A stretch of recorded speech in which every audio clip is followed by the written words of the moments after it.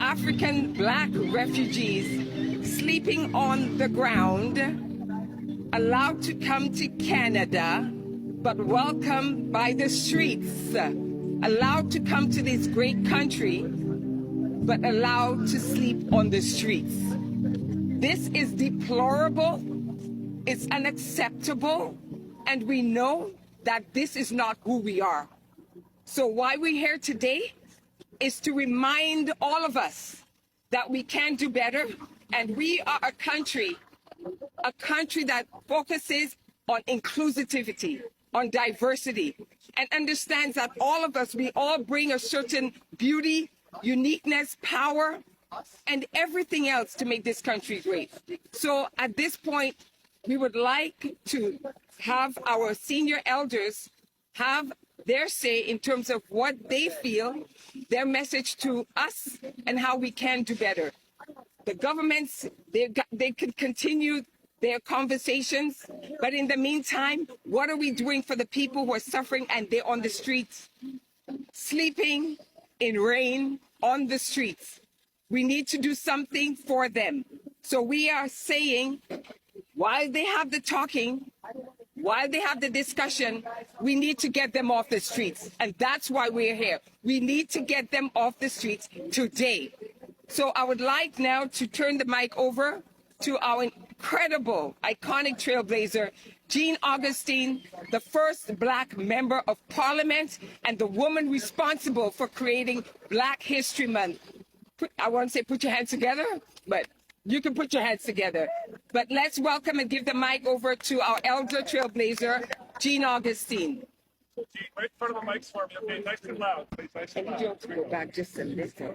Just go back a little. Thank you, Gwen. I am so troubled. I am so troubled about the scene here. I'm so troubled by what I've seen over the last few weeks. I'm so troubled by what I've heard. This is not the Canada that we're building. This is not the Canada that speaks about diversity. This is not the Canada that speaks about respect for each other. This is not the Canada that get around tables to talk about the situation of refugees, the situation of people around the world who need Canadian help, Canadian assistance, and that we have a country where everyone is welcome and everyone is given an opportunity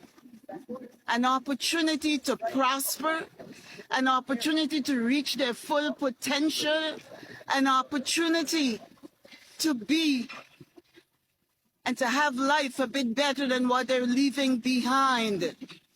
I think it's important for us not to sit back. It's important for us not to allow this to happen. I've passed a few times and cars are driving by to look at the situation.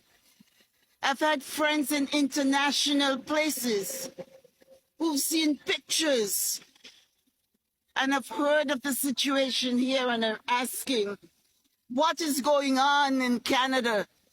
What is going on in this city? I was a minister for multiculturalism. I was a minister for the status of women and the situation of women in this group, the situation of women who cannot find a place that they could be comforted as they work through different processes.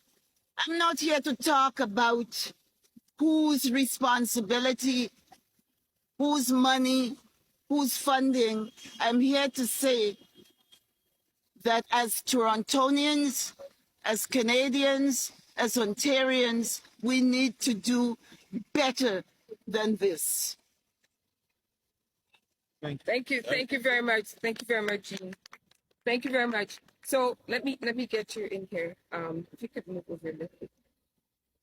So now we'd like to hear from one of our other icons and trailblazers, Zanina Conde. She was the first Black member of provincial parliament, and she was also the first Black cabinet minister. Her body of work is so impressive. And again, these are people who have dedicated not just 1 decade, not 2 decades, not 3 decades, not 4 decades, 5 decades, 6 decades of work to help to develop this country into the beautiful garden of all kinds of people representing all communities. Ladies and gentlemen, put your hands together for Zanina Conde. Well, good morning. I have to tell you that when I came down to see this, I was shocked. We have been listening for months about fires, about storms from every part of Canada and beyond. And immediately those people are taken into municipal buildings or into schools or into centers somewhere. And we have been hearing about refugees who have been coming to Canada. And I know from the friends that I've made that some of our Ukrainians who have been here have been taken into centers.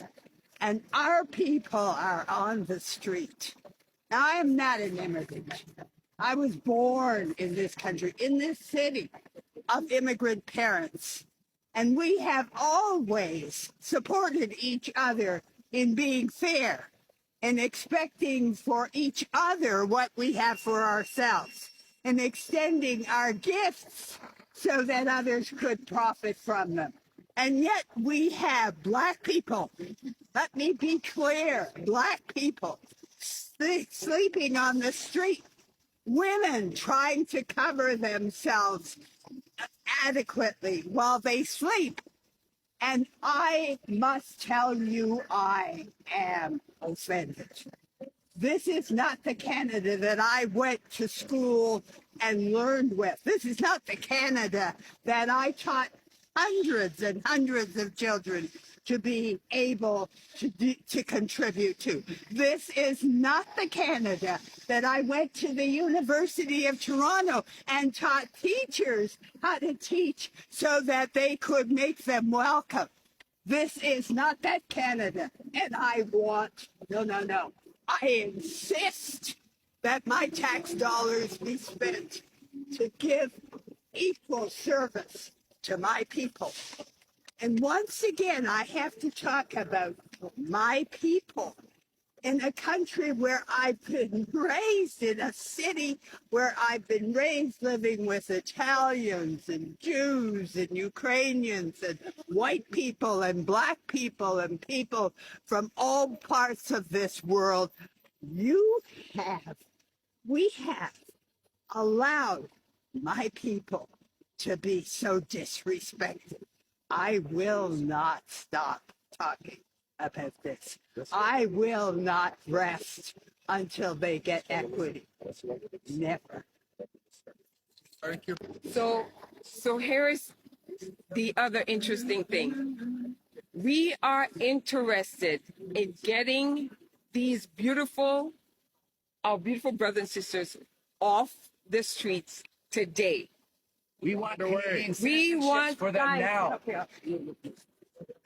We want them off the streets today.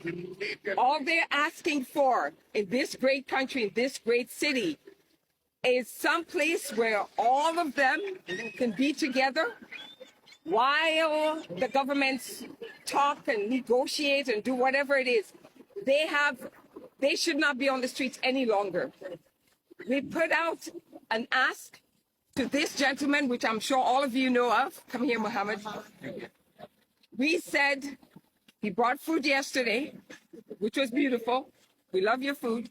But I said, thank you for what you're doing in terms of feeding our community. But what we really need is a place where they could lay their heads, is a place where there's shelter from the rain and the cold, is a place where they can be temporarily, at least until the governments, they figure out what they want. And I asked you, are you prepared? Are you okay to pay for that? And what did you say? I said that we will for sure. Okay, so And, you come we will here fund and it. tell us, take the mic, and this is what we talk about, Canadians. Take the mic